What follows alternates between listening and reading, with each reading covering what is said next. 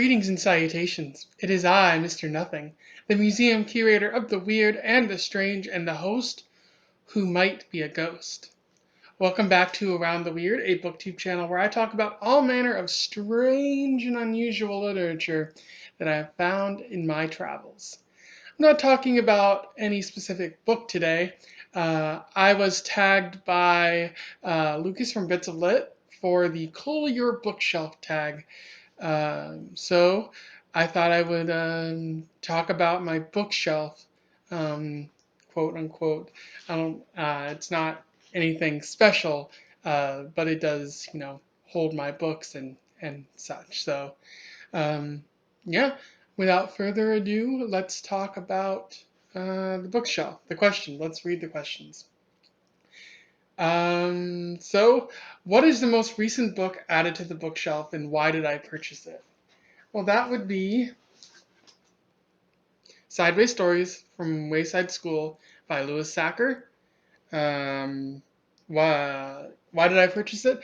I honestly bought it because I was on a bit of a nostalgia kick, but also I had just read Holes, so I wanted to also maybe review this for the channel, but I just ended up deciding just to read it. I didn't have, again, as I mentioned in another video, I didn't have a lot to say, but it was still fun. I'm glad I own it. I might want to buy the two other books, more stories, and say, Wayside School Gets a Little Stranger. Maybe I might have more to say about those, or I could just talk about the series as a whole. Uh, which would be fun. I really enjoyed reading that book. So, what book did I buy with no desire to read it at all? Well, I don't often buy books with no desire to read them. If I buy a book, it's because I know I will read it in the near future. Now, whether that or not that happens, I might buy a book at the time and then like a little bit later be like, I don't really feel that interested in it. But that's rare.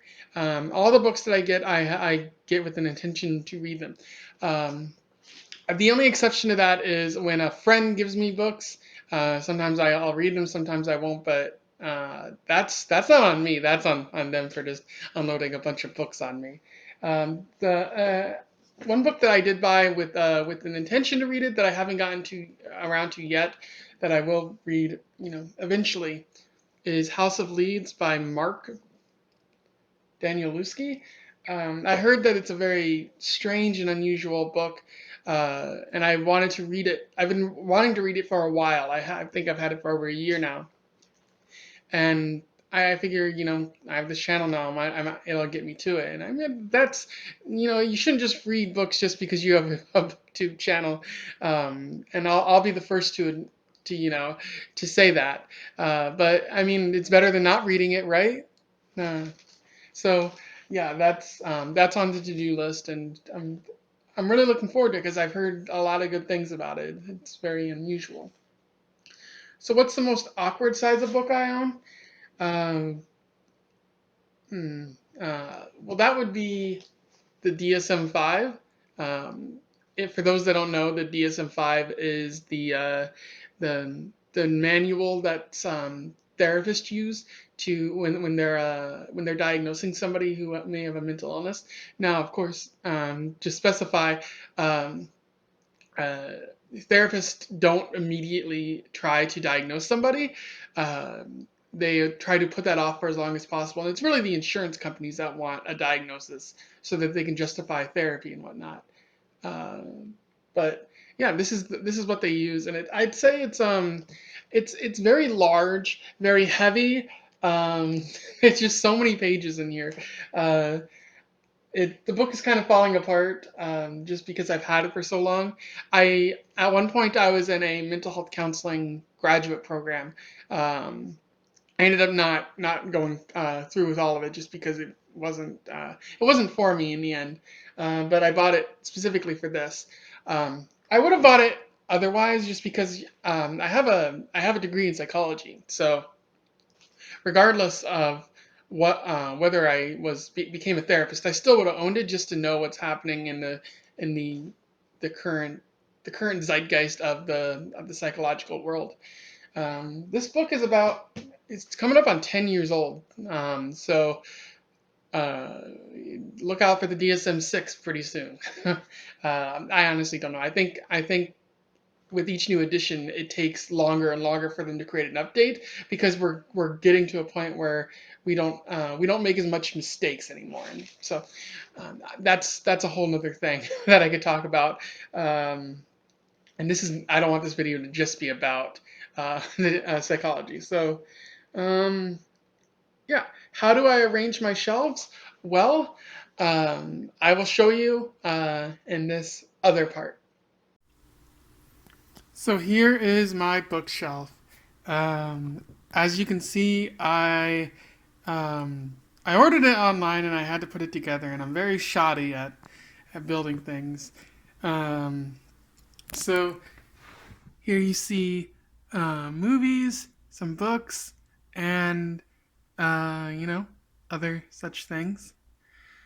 I don't have a lot more on the shelves just because I don't want to accidentally break the shelves. They can only support so much weight, and I'm sure that weight limit has been reduced because of my shoddy building.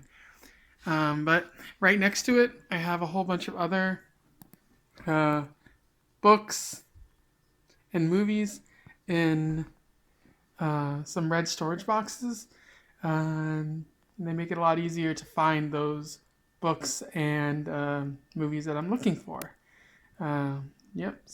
So what you just saw was my bookshelf. It's not anything special, and I use storage boxes to hold what the bookshelf probably can't.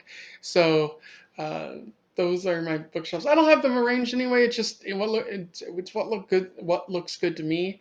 Um, you can see Before I Fall, The Brief Wondrous Life of Oscar Wilde, the His Dark Materials series. Yeah, you have a lot there, um, and that's my bookshelf. How often do I have a book haul? I don't get rid of books really, unless I'm moving somewhere or I want a friend to check out a book. I'll hand them the book and that'll be a call of some sort. But I don't get rid of books because you never know when you're going to want to return to them. And books are great reading material for road trips or plane flights. So I can't afford to be like just giving them away. So how do I decide if I want to keep a book or keep a book or give it away? Well, as I just mentioned, I don't do a lot of calls. The only way I decide if I want to give a book away is if I want a friend to check out a book, as I mentioned before. Um, I'll pretty much keep all my books. So that I think that answers that question. My oldest unread book on my shelf, um, The Divine Comedy. I read part of it and I decided it wasn't for me.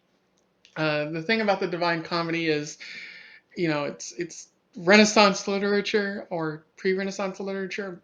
Those specific divisions are not exactly thorough, but yeah. So my friend Lucas over at Bitsalit gave me this, and I intended to read it, but the Renaissance literature isn't very eye-catching a lot of times. It's very hard to read, and so I just decided, I'll put it down.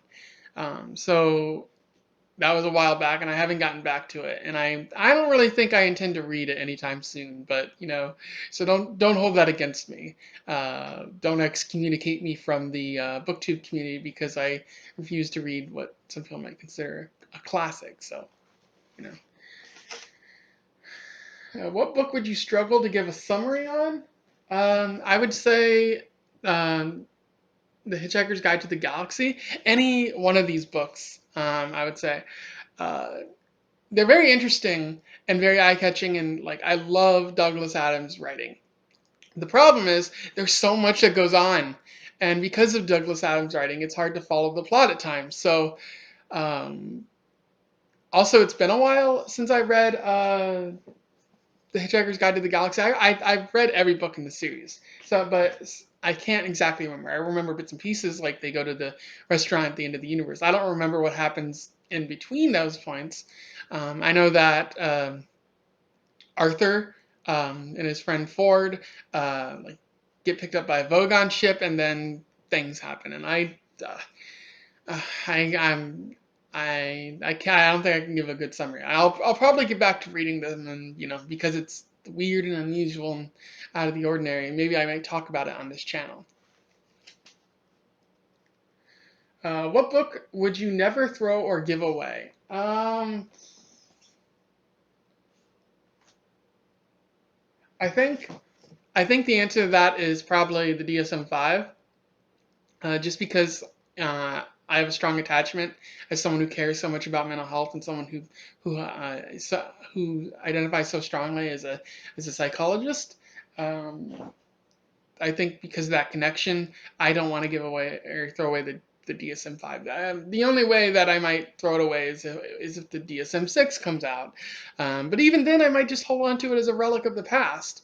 Uh, it that's what it means to me. Like, this is what we used to believe, and it's important to not forget about what happened in psychology, because we used to consider homosexuality a mental illness, and now we don't. But it's still important to remember that we did at one point, um, which I think is very important.